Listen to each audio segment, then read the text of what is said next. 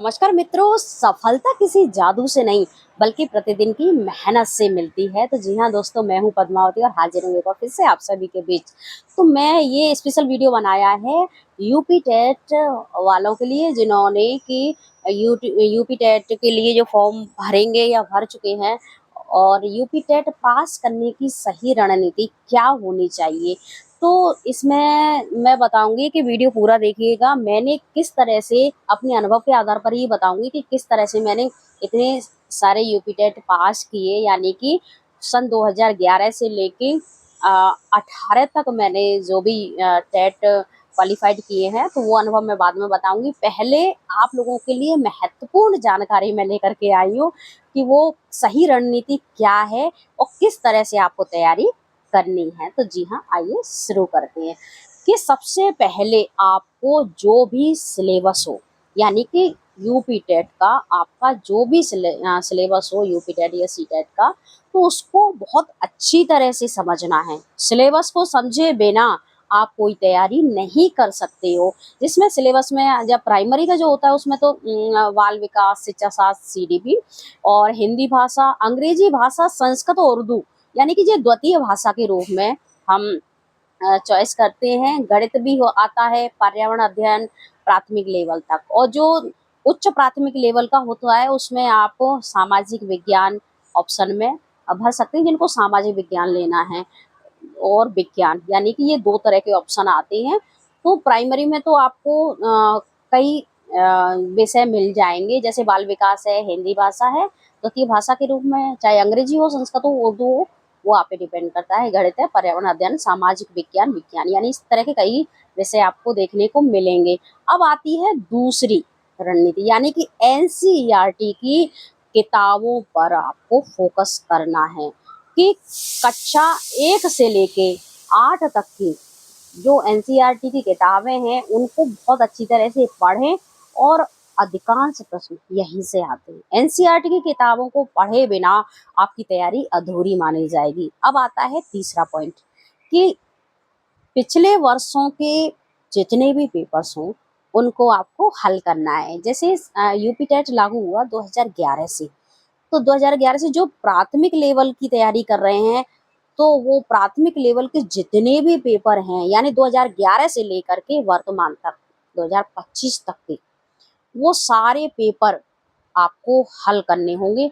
प्रश्नों के पैटर्न को बहुत गहराई से आपको समझना होगा कि प्रश्न किस तरह से आते हैं, क्या उनकी जो लेवल है वो रहता है, और जो उच्च प्राथमिक स्तर की जो कैंडिडेट हैं वो अपने, यानी कि जो उच्च प्राथमिक स्तर की यूपी टेट के पुराने प्रश्नों को हल करेंगे। अब आता है कि गहराई से समझने के बाद आपको अंदाजा लग जाएगा कि प्रश्न का स्तर कैसा होता है, किस तरह के प्रश्न आते हैं, जिससे कि आपका जो आत्मविश्वास है वो बढ़ जाए और डर खत्म हो जाए। अब आती है कि जो चौथा पॉइंट है कि दिन भर तैयारी के बाद, यानी कि आप जितने भी घंटे निकाल सको निकालिए, फिर भी रात को आप मॉक टेस्ट दें। दिन में अगर तैयारी नहीं मिल पाती है तो रात को पढ़िए। एक समय सीमा के अंदर आप उस मॉक टेस्ट में उस पेपर को हल करने की कोशिश करें, और अपनी कमजोरियों को पहचाने, मैं कितना कर सकता हूँ, कहाँ पे अटक जाता हूँ, क्या मुझे वो चीज़ याद नहीं होती है, तो उस चीज़ को आप लिख करके अभ्यास करें। मेरा खुद का अनुभव बता रही हूँ कि अगर कोई चीज़ आप बार बार भूल रहे हो, सिर्फ पढ़ने से ही काम नहीं चलेगा, समझने से काम नहीं चलेगा, आपको वो चीज़ लिखनी भी है, लिखनी भी पड़ेगी। तो लिख करके जो इम्पोर्टेंट चीज़ें हैं उनके 5वां पॉइंट जो है वो नोट्स बनाएं। नोट्स बनाना पड़ेगा, जरूर बनाना पड़ेगा। इम्पोर्टेंट नोट्स और शिक्षा शास्त्र के जितने भी सिद्धांत हैं, सूत्र हैं, उनको लिखिए आप, और रिवीजन प्रतिदिन आपको करना होगा। यानी कि जो रिवीजन है वो तो आपको प्रतिदिन करना ही होगा। उसके बाद छठवां जो पॉइंट है, पढ़ाई नियमित हो, कोई गैप नहीं, कुछ नहीं कि आज अरे आज यहाँ हो आते हैं, आज वहाँ घूम आते हैं, बाद में कर लेंगे, अभी तो बहुत समय नहीं। आपको स्वाध्याय प्रतिदिन करना है। कभी भी समय निकालिए, दिन में नहीं है तो रात में निकालिए, रात में समय, तो रात में अगर कहीं जाना पड़ सकता है तो आपको निकालना है, या आप पे डिपेंड करता है। आपको यूपी टेट पास करना है, आपको लड़ना है, आपको जंग जीतनी है, तो आपको ही डिसाइड करना पड़ेगा कि आप कितना समय निकालते हो और किस टाइम पर आप पढ़ते हो। तो घंटे मायने नहीं रखते हैं। आपको जितना भी पढ़िए, समझदारी से पढ़िए और सिलेबस के अकॉर्डिंग पढ़िए। सिलेबस कंप्लीट करने की कोशिश कीजिए, रिवीजन जितना हो सके उतना कीजिए। उसके बाद समय प्रबंधन का आप ध्यान रखिए। ये नहीं है कि आप घंटों एक ही प्रश्न में लगे हुए हो और वो आप उसको हल ही नहीं कर पा रहे हो, नहीं। आप जितना ज़्यादा अभ्यास करोगे, आपका जो समय प्रबंधन है वो आप उसके अंतर्गत आप कर सकते हो। 4-6 घंटे तो नियमित दीजिए, निकालना ही होगा। नहीं निकाल सकते 2 घंटे पढ़िए, लेकिन पढ़िए ज़रूर। चाहे रात में पढ़ो, दिन में पढ़ो, दिन भर अंतिम समय में एक और लास्ट पॉइंट, अंतिम समय में कुछ भी नया पढ़ने की कोशिश नहीं करें। यानी कि आप सोचते हैं कि अरे ये इस चैनल पे कुछ अलग पढ़ाया जा रहा है, नया पढ़ाया जा रहा है, यानी कि आपको कुछ भी नया नहीं पढ़ना है। आपके जो भी नोट्स हैं, जो भी पढ़ाई की है, उसका आप रिवीजन करेंगे। अंतिम समय की बात बता रही हूँ और बेफिक्र होके आप टेस्ट देने जाइए। अब मैं बात बताती हूँ अपने अनुभव की कि मैंने किस तरह से पढ़ाई की है, क्योंकि हम महिलाएं हैं और शुरुआत में जितना संघर्ष करना पड़ता है ना, बाद में रास्ते उतने ही आसान होते जाते हैं मित्रों। तो जी, मेरी बहुत सी माता बहनें ऐसी होंगी जो किस किन मतलब विपरीत परिस्थितियों में भी पढ़ाई कर रही हैं, किस तरह से पास करें, क्या रणनीति हो क्या नहीं, तो उन सबकी मैं मदद करती रहूंगी, वीडियो लाती रहूंगी। मैंने छोटे बच्चे होने के बावजूद भी, परिवार की ज़िम्मेदारियाँ होने के बावजूद भी और बड़े बुजुर्गों के साथ में रहने के बावजूद भी मैंने टेट क्वालिफ़ाइड किया। किस तरह से किया? क्योंकि मुझे खुद पर विश्वास था, समय निकालना था। दिन भर नहीं पढ़ूँगी, तो रात तो है मेरे पास, मैं रात में पढ़ूँगी। किताबें उस समय सुविधाएँ इतनी नहीं हुआ करती थी कि शुरुआत में बिल्कुल भी नॉलेज नहीं होती है।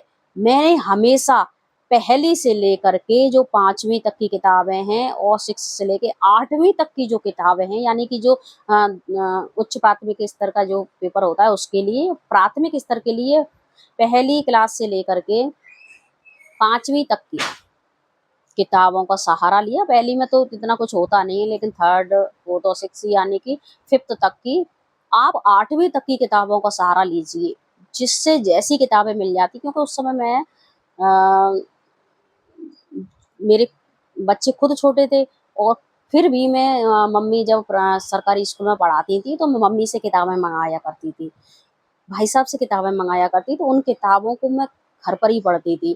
फिर उस एक किताब मैं लेकर के भी आई थी, तो मैंने पूरी कोशिश की कि मैं उसकी तैयारी करूँ, सभी सब्जेक्ट की थी। तो ईश्वर की कृपा से, खुद की मेहनत से मैंने पहली बार में ही प्राइमरी जूनियर पास किया, यूपी टेट पास किया।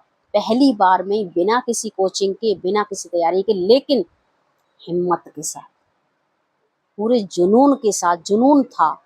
बहुत सारी समस्याएँ आई कि आप मतलब मैं आप अगर जो महिलाएँ, जो मेरी माता-बहनें, दीदियाँ देख रही होंगी इस वीडियो को, वो खुद समझ सकती हैं कि हम महिलाएँ किन परिस्थितियों में अपनी जो पढ़ाई है वो जारी रख सकते हैं।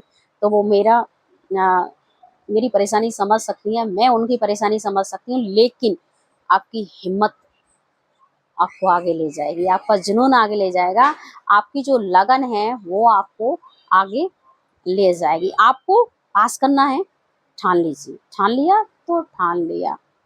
अब तो मुझे कुछ भी हो जाए, मुझे समय निकालना होगा, तैयारी करनी होगी, अच्छी रणनीति होनी चाहिए। आप उसकी प्लानिंग पहले से ही करके रखिए। ये नहीं है कि हम मतलब भटक रहे हैं, क्या करें, इससे पूछ लिया, उससे पूछ लिया, अरे तूने कैसे पास किया, तूने कैसे पास किया? खुद अपने दिमाग से सोचिए। और जो बाल विकास है, बाल विकास शिक्षा शास्त्र, हम महिलाएँ, हमें पता है, सब कुछ वही आता है जो हम जीवन में अनुभव कर रहे हैं कि छोटे बच्चे किस तरह से, क्या, कैसे इस उम्र में बच्चों का विकास कैसे होता है, क्या करते हैं, कैसे मतलब सारी चीज़ें उन बच्चों से संबंधित, बच्चों के मनोविज्ञान से संबंधित होती हैं। तो हम सब कुछ भुगत रहे होते हैं, सब कुछ अनुभव कर रहे होते हैं अपने जीवन में। तो यही अनुभव की चीज़ है, बस दिमाग की ज़रूरत होती है। किताबें चाहे जितना भी पढ़ लीजिए, अगर आप इस दिमाग का यूज़ नहीं करते हो ना, तो आप कुछ नहीं कर पाओगे।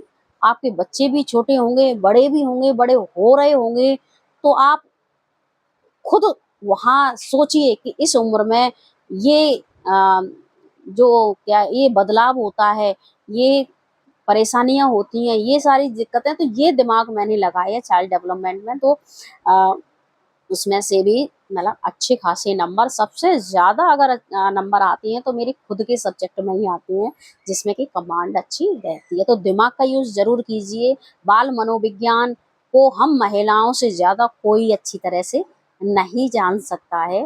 तो आप पास कर सकते हो, आप में हिम्मत है, आप में वो ताकत है, आप में वो लगन है। कोई हुआ नहीं है जो बना रखा है UP TET, UP TET, UP TET, कुछ नहीं। आपकी मेहनत, सही रणनीति आपके काम आएगी। तो नमस्कार मेरी बहनों, भाइयों, मिलेंगे अगले वीडियो में एक नए मार्गदर्शन के साथ। अपने अनुभव साझा करती रहूँगी और आपका हौसला बढ़ाती रहूँगी। बस आप हिम्मत रखिए, हिम्मत मत हारिए और अपने-अपने प्यारे-प्यारे कमेंट मुझे देते रहिए। धन्यवाद।